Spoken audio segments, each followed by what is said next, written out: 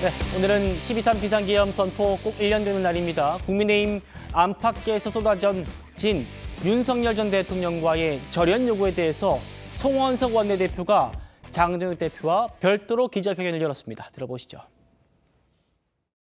저는 지난해 12월 3일 비상계엄 해제 표결에 참여하거나 또는 참여하지 못한 국민의힘 107명 국회의원들을 대표하여 지난 1년의 시간을 반성하고 미래로 나아가기 위해 엄숙한 마음으로 이 자리에 섰습니다.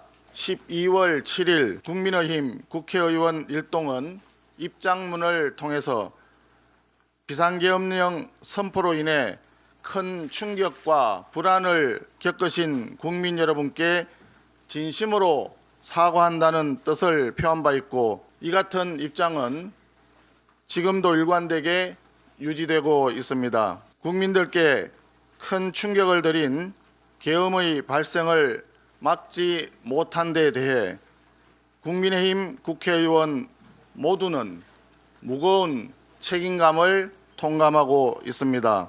다시 한번 진심으로 사과드립니다.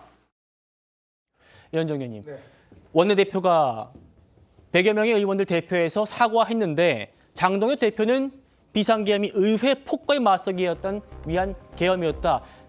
톤이 다르거든요. 그러니까 장동혁 대표는 사실은 이제 송원석 원내대표의 사과문도 좀 저는 부족하다고 생각이 들지만 저 정도도 못하겠다는 거 아니겠어요? 더군다나 비상계엄이 어떻게 의회 폭거를 맞서기 위한 수단이 됩니까?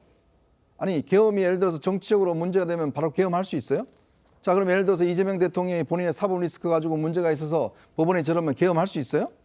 없습니다. 비상계엄은요, 아무리 정적인 이 있다 하더라도 해서는 안 될 일이에요. 근데 지금 장동혁 대표가 1년이 지났는데 윤석열 대통령과 똑같은 지금 논리로 이야기를 하고 있는 거 아니겠습니까? 오늘 윤석열 대통령이 요미우리 신문하고 인터뷰를 한 걸 보니까 정말 기가 막힙니다. 본인이 뭐 이 계엄령을 국민들에게 알리기 위해서 한 거다? 국민이 모릅니까, 상황을? 뭘 알려요, 알리기는? 근데 지금 장동혁 대표가 윤석열 대통령과 똑같은 논리로 지금 의회 폭거에 맞서기 위한 계엄? 그럼 앞으로 의회에서 뭔가 문제가 생기고 하면, 독주하면 계엄 막 일으켜도 돼요? 군대 동원해도 돼요? 저거는요, 정말 인식 자체가 1년 동안 변한 게 없다. 그럼 왜 본인은 가서 막았어요? 왜 본인은 그날 가서 계엄 해제 투표했습니까? 그것부터 해명해야 되는 거 아닌가요? 장 대표가 이렇게 책임을 통감한다는 수준에서 더 나아가지 않으니까 국민의힘 의원 25명이 별도로 기자회견 열고 윤 전 대통령과의 정치적 단절을 약속했습니다. 들어보시죠.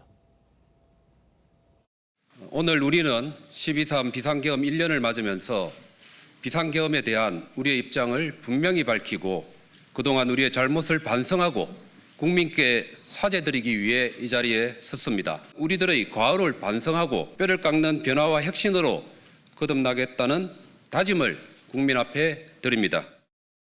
12.3 비상계엄을 미리 막지 못하고 국민께 커다란 고통과 혼란을 드린 점에 대해 당시 집권 여당의 일원으로서 거듭 국민 앞에 고개 숙여 사죄드립니다. 저희는 12.3 비상계엄을 위헌 위법한 것으로 판결한 헌법재판소의 결정을 존중하고 윤석열 전 대통령을 비롯한 비상계엄을 주도한 세력과 정치적으로 단절할 것임을 분명히 밝힙니다. 당 체질을 바꾸고 재창당 수준의 정당 혁신을 이뤄내겠습니다. 이제 저희는 과거에 대한 반성과 성찰, 그리고 용기 있는 단절을 바탕으로 새로운 미래로 나아가겠습니다. 예, 김영주 의원님. 당대표의 그런 인식에 또 다른 25명 국회의원들의 목소리 나왔습니다. 어떻게 들으셨습니까? 그렇습니다. 지금 이제 안철수 의원을 비롯해서 오늘 같이 발언을 했던 많은 김용태 의원이라든지 또 그 여러 의원들의 이성건 의원이라든지 이런 분들의 그 진정성을 우리가 함께 느끼게 됩니다. 다른 한편으로는 그 여전히 장동혁 대표가 실제적으로 보면 자기의 태도를 바꾸고 있지 않다라고 하는 것이 앞으로 굉장히 큰 이 당의 진로를 앞으로 나아가는데 큰 걸림돌이 될 것이다. 그렇게 생각이 들고요. 지금 당협위원장, 즉 원외에 있는 당협위원장들도 이러한 부분에 대해서 장동혁 대표의 이런 입장에 대한 변경을 요청하는 입장이 나오지 않을까 그렇게 생각이 들고 그런 과정이 있어야만 그래도 내년 지방선거 때 국민의힘이 후보를 낼 수 있는 자격을 갖게 되지 않을까 그렇게 보여집니다. 알겠습니다.